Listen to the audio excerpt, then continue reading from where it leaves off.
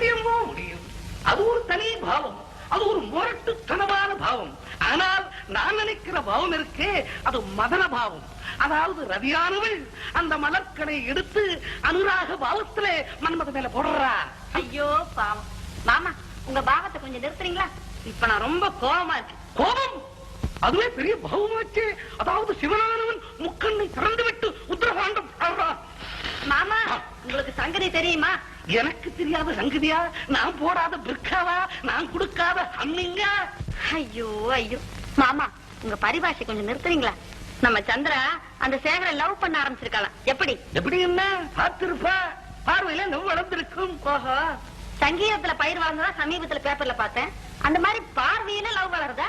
சரிதான் சரிதான். காந்தா, காதல் என்றது நாமா உண்டாக்கிக்கிறது அல்ல, அது தானா வளர்ற தெய்வீக நினைவுகள் சொல்லுவா. ஏன் மாமா, அந்த காதல் உண்டானா என்ன செய்யும்? அதனுடைய ரியாக்ஷன் என்ன கொஞ்சம் சொல்லுங்க பாக்கலாம். காதல் ரியாக்ஷன் தானே அது. சொல்றதுன்னா இது பாரு, உனக்கு ஒண்ணு சொல்றேன். மாமா மாமா, அபிநயம் பிடிக்காதீங்க, ரொம்ப டைம் ஆகும். ஷார்ட்டா சொல்லுங்க. ஷார்ட் லவ் அப்படின்னு சொல்ல தெரியா? எனக்கு லவ் பத்தி ஒண்ணு சொல்ல தெரியாது, நான் சின்ன பையன் மாதிரி.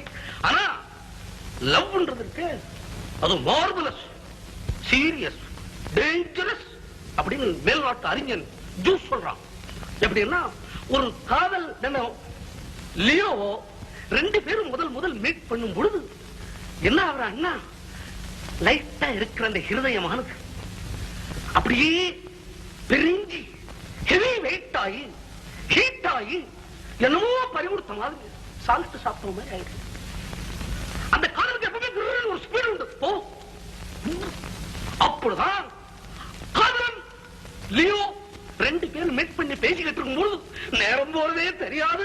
அந்த இடத்துல அவங்க ஃபூல் ஆயிடுறான் அப்படின்னு அறிஞர் ஜூஸ் சொல்றான். அவனே ஃபூல் ஆகிட்டேன்னு எழுதுறாங்க.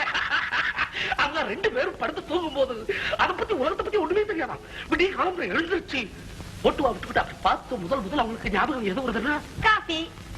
அது என்ன போல இருக்கிறவங்களுக்கு அந்த ஞாபகம் வரும். ஆனா சந்திரா மாதிரி இருக்கிறவங்களுக்கு என்ன ஞாபகம் வரும்னா, காதலனுடைய முகமும் காதல் செய்வீர் உலக தீரே என்ற பொன்மொழிகள் தான் ஞாபகத்துக்கு வருமா. மாமா கொஞ்சம் சும்மா இருங்களேன். நம்ம காந்தாவுக்கு காதல்னாவே பிடிக்காது, அதனாலதான் என்ன கண்டிக்கிறேன். ஆமா, காதல்ங்கிற அடிமைத்தனம் சந்திராவோடய இருக்கட்டும், எனக்கு வேண்டாம். அதோட நான் எதுக்கு சொல்றேன்னா, காதல் தெய்வீகமானது அப்படி இப்படின்னு சந்திரா லவ் பண்ணிட்டாலே நாளைக்கு நிறைவேறலன்னு வச்சுக்கோங்க. அப்புறம் கவலை, கண்ணீர், புயல், போராட்டம், கடைசியா தற்கொலை. இதுதானே? அந்த கவலை உனக்கு வேணாம், உங்க அப்பாவுக்கு அந்த பையனை ரொம்ப பிடிச்சு போச்சு. மாமா இருங்க மாமா, அப்பாவுக்கு சேகரை பிடிச்சிருக்கலாம், ஆனா சேகர் வீட்டுல சந்திராவே நம்ம குடும்பத்தையும் பிடிச்சிருக்கணுமே. சிவலிங்க வீட்டுல சம்பந்தம் பண்றதா இருந்தா இந்த காட் சிவலிங்கமே சந்தோஷப்படுவாரு. சந்திரா சந்திரா, கையில அடிபட்டுச்சாமே, எப்படி மாறுங்க? ஒண்ணு இல்லம்மா, சின்ன காயம் தான். டாக்டர் கிட்ட காட்டினியா? அவரே கூட்டின்னு போய் டாக்டர் கிட்ட காமிச்சு கட்டையும் போட்டு கையோட கொண்டாந்து வீட்லயே விட்டுட்டாரு. அவரா? யாருங்க? அவர்தாம்மா, நம்ம வீட்டுக்கு மாப்பிள்ளைய வர போறாரு சேகர். என்ன சொல்றீங்க?